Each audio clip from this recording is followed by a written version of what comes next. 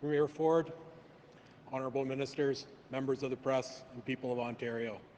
It's my great pleasure today to welcome you to Eclipse Automation, the parent company of newly launched Eclipse Innovations.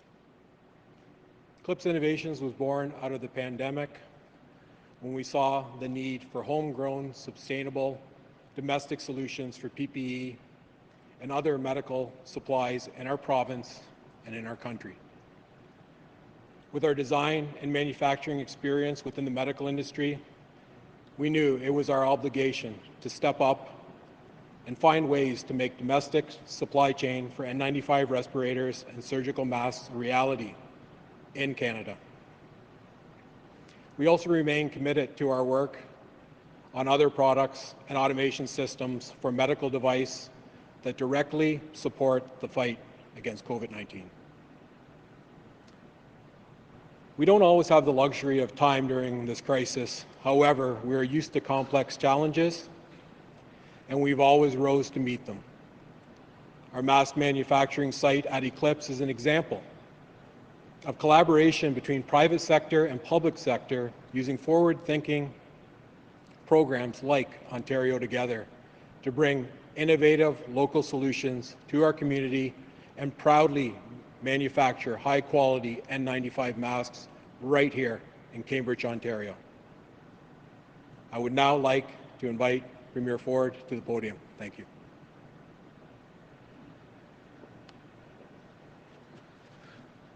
Well, that's great. Well, good afternoon, and thank you so much, Steve.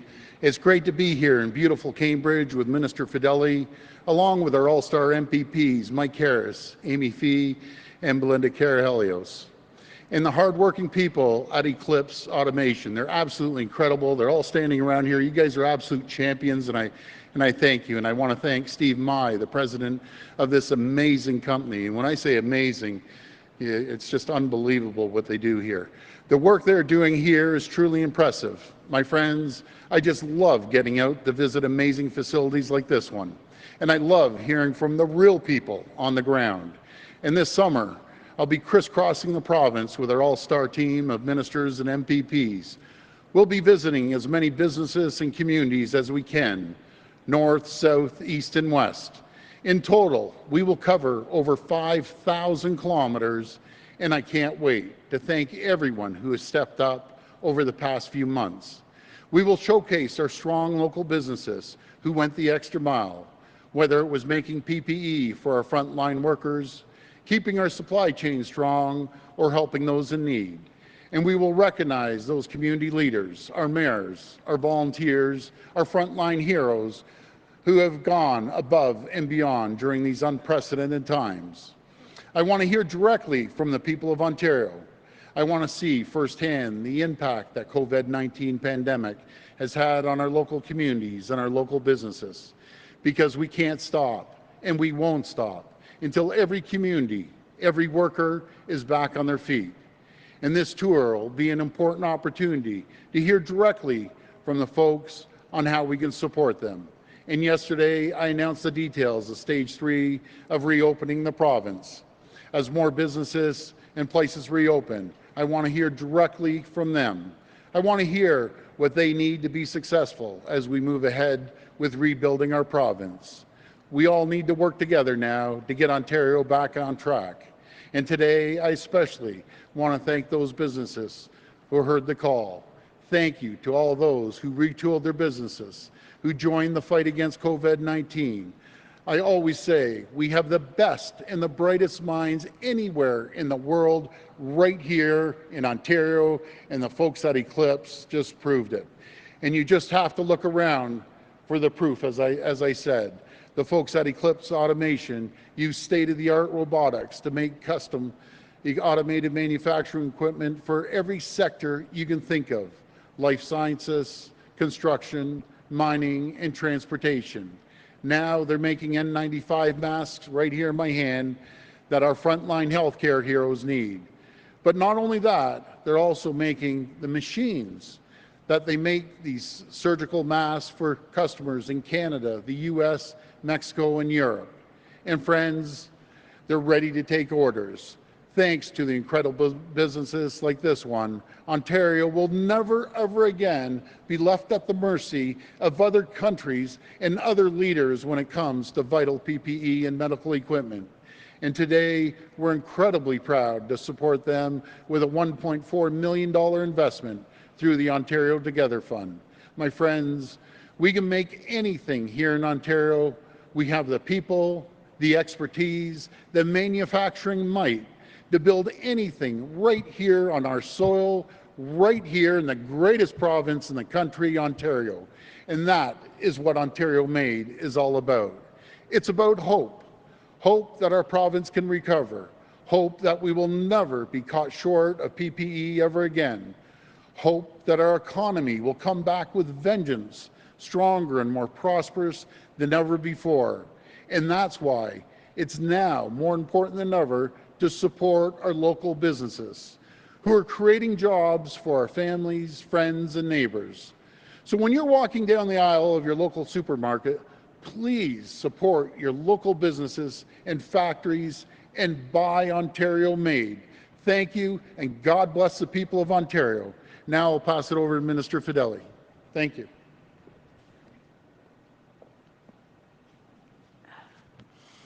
Good afternoon, and thank you, Premier, for your ongoing leadership, and thank you to Eclipse Innovations for hosting us here today. This pandemic has been an extraordinary time, a time that has called for an extraordinary response. The response from business owners, workers, communities, and people from all across Ontario has been incredible. Countless businesses and advanced manufacturing companies have stepped up to manufacture personal protective equipment and other essential supplies. And thanks to those ongoing efforts, we will be prepared now and in the future to spur renewed growth and ensure our economy emerges stronger than ever. Through the Ontario Together portal and the Ontario Together Fund, we have mobilized our province's manufacturing and innovation might. That's why we are so proud to announce today's investment. With our government's support, Eclipse will create capacity to manufacture up to 1 million N95 respirators per week and create 17 new full-time jobs here in Cambridge. N95 respirators filter 95% of airborne particles, making it highly effective. And by adding this new capacity, Eclipse will quickly produce these vital respirators and help ensure the safe reopening of our province. The project will also allow Eclipse to develop a range of different mask sizes and styles to ensure optimal fit. Eclipse also has a partnership with Conestoga College for the development of an N95 respirator fit testing software using facial scanning technology. What stands out about this project is Eclipse's quick response to pave the way for domestically produced N95 respirators. As COVID-19 hit, Eclipse forged global partnerships to use their existing design to bring certified, domestically produced N95 respirators to the market. This project will see the rapid design and build of respirator assembly automation systems, allowing companies to reshore PPE production back home, right here in Ontario, where it belongs. You know, you've heard the Premier. He has said he doesn't ever want to hear about Ontario not having enough PPE again. Well, projects like Eclipse will ensure that we can be more self-sufficient as a province and better prepared for the future.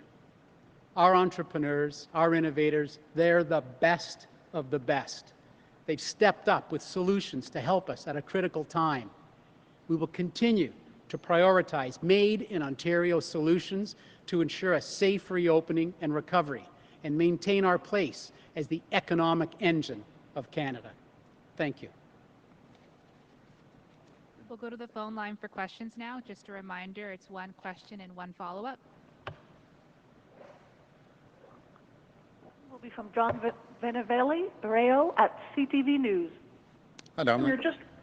Just wondering if you have anything further to say about NBC bringing American technicians to shoot, switch, and direct the NHL games in Toronto, and that freelancers here are being frozen out. You mentioned yesterday you might look into that. Have you learned anything? And do you think it's right, given that the border is closed, that we should be bringing American workers in to do that kind of work?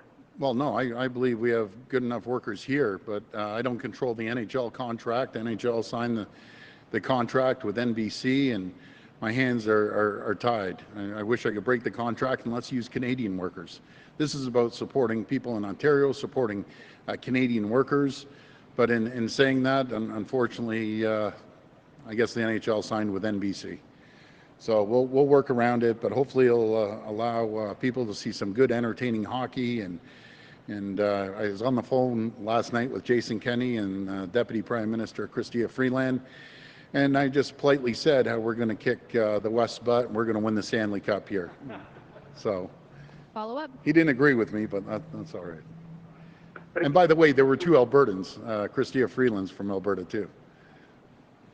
Right. But do you agree with Ottawa's decision then to give that exemption to American workers who don't really seem to be essential workers of any kind? Well, you know something, this was thrown on us pretty well last minute, and we're doing everything we can to get the NHL up and moving.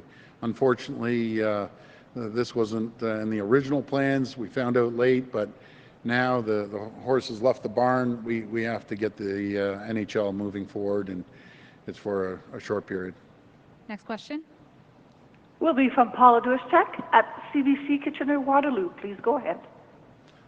Hi, During Paula. COVID-19 pandemic, a lot of parents in Waterloo region and across the province have really been struggling to work while also caring for their kids. Yeah. Could you explain to our listeners why you opened so many businesses before having a more definite plan in place for schools?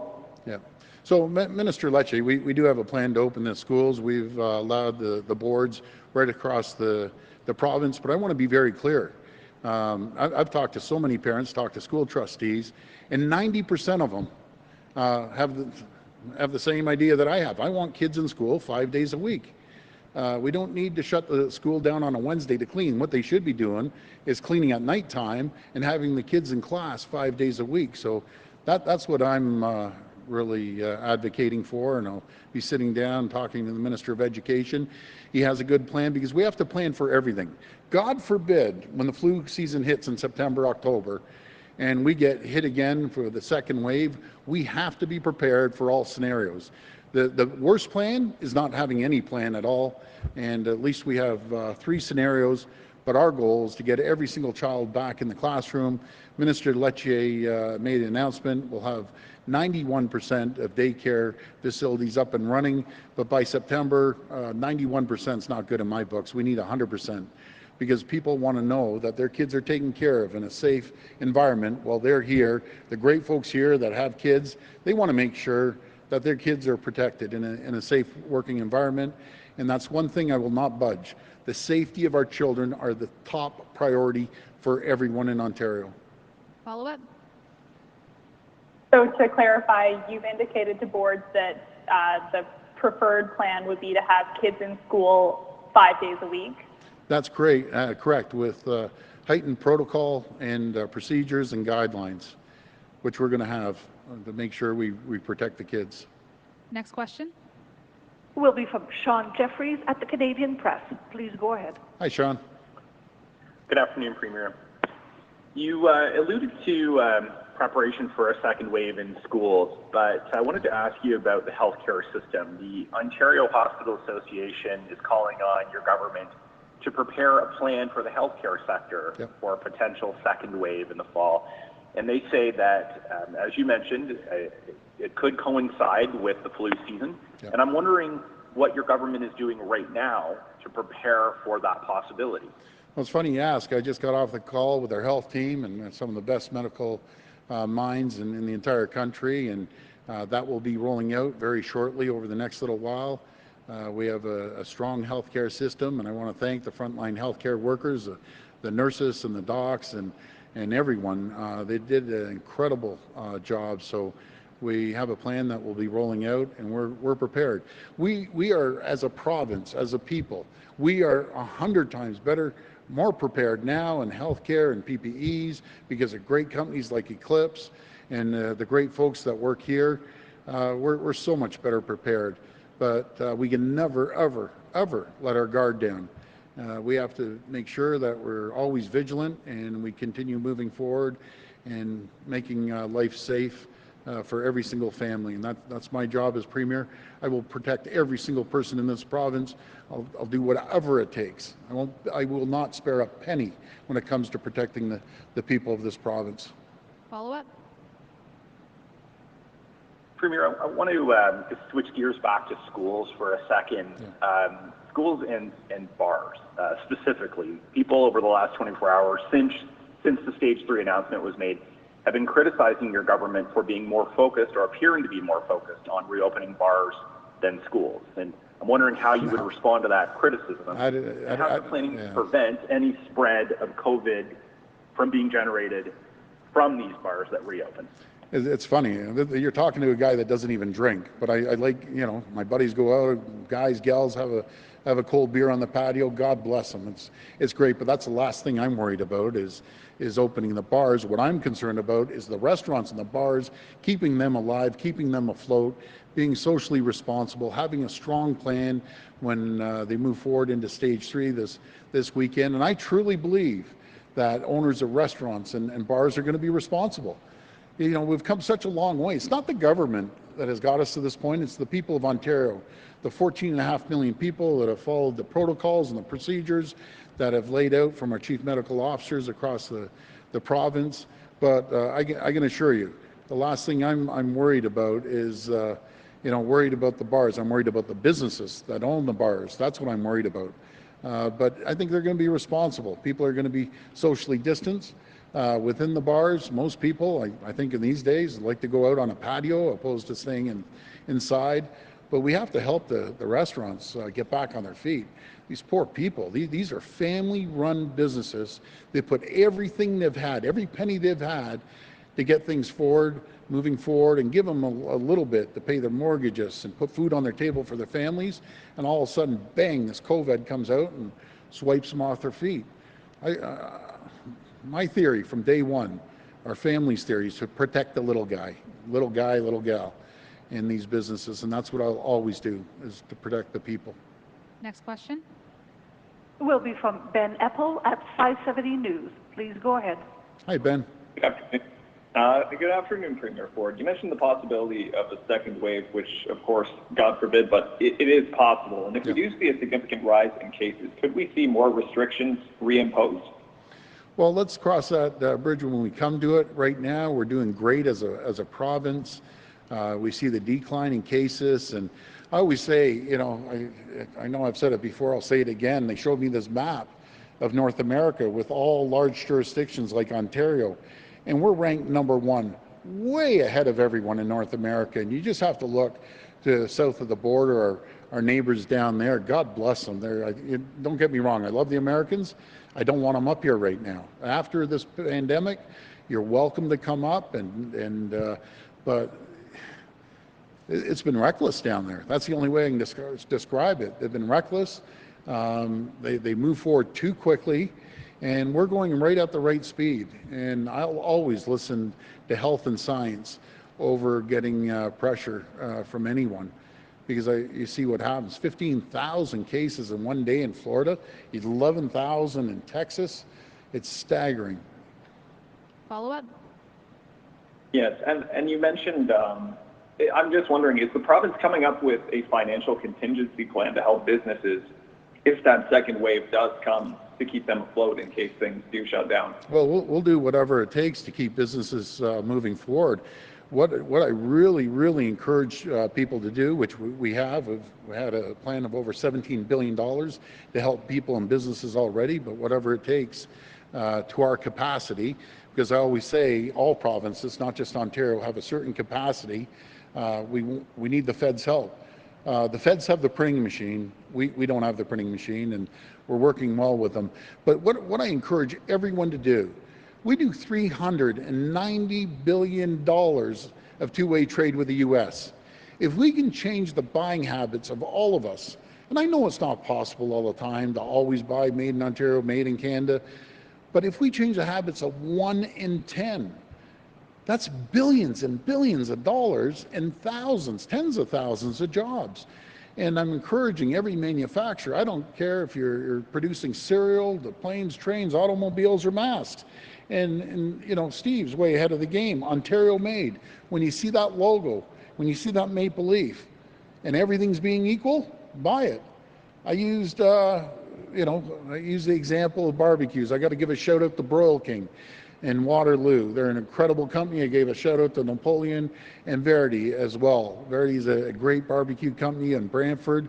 But again, we can manufacture anything here in Ontario. So let's keep it going. We can make the change. These companies have stepped up for us, folks. Now it's time for us to step up for the companies and start buying made in Canada, made in Ontario, greatest country in the world. And I believe that 100%, no doubt. Last question. Will be from Christina Tamelia at CP24. Hi, Christina. Hi, Premier. So the province has provided some funding to municipalities to help with COVID-19, but the province nor the feds have provided the kind of budget bailout yet that Mayor John Tory is seeking. He made it clear today the City of Toronto needs $1.3 billion, or people in Toronto will experience service cuts and tax increases, or both, or both, by the end of the summer. So at this point, Premier, can the people of Toronto anticipate service cuts and tax increases by the end of the summer?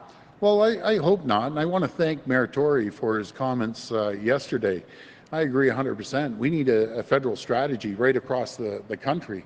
We're working very well with the federal government. I'm talking to the Deputy Prime Minister every day almost, and she's a wonderful person, Chrystia Freeland. But as I tell her, you know, I'd rather make no deal than a bad deal. I'm fighting for all 444 municipalities. That's my job as Premier, to protect them. And you know, I want the feds to step up.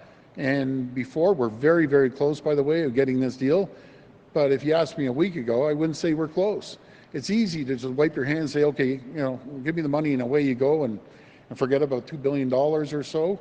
Now we're a lot closer.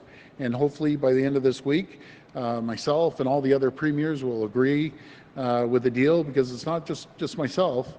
Scott Moe, the chair of COF, which is an incredible premier out in Saskatchewan, he's the spokesperson per se, but I'm very confident speaking to Scott and the other premiers. Talked to John Horgan, another great premier out in BC, along with Jason Kenney. We feel we're close. But I'm glad, and I want to thank the federal government for their cooperation. They're doing a great job as well. Follow up. Thank you for that, Premier. Thank you. My final question, so you're aware of these COVID surcharges. Some businesses have been charging $5, $10, $18 because, and you said you're concerned about businesses, and because they have to buy PPEs and increase sanitation. So as the province moves into stage 3 and more businesses reopen, should businesses be charging customers an extra $5, $10, $18, this COVID surcharge, for costs they're incurring? You know something, I don't believe in that increase. They might have to a little bit, but not that much. I'm going to pass it over to the expert, Minister Fedeli. He's taking care of that area. Thank you, Premier. You know, the Premier was very quick when COVID-19 first hit and put $17 billion into a fund to help families and to help the business community.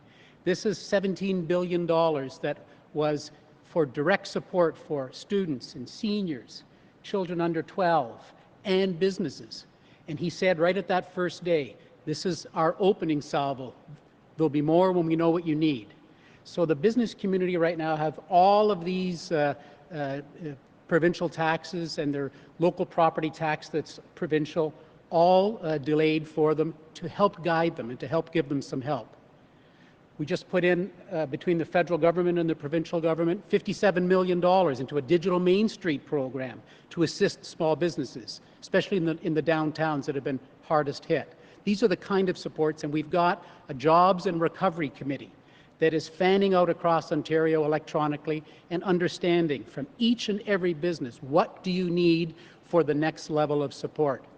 So this is all that the province is doing continually, non-stop, working with the federal government, making sure there are no gaps and making sure there are no duplications.